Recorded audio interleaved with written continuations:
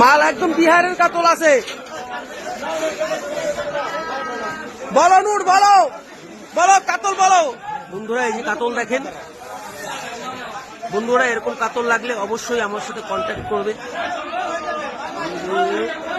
নে রুই নে, দেখ মাল দেখ। বন্ধুরা আজকের বাজার শুরু,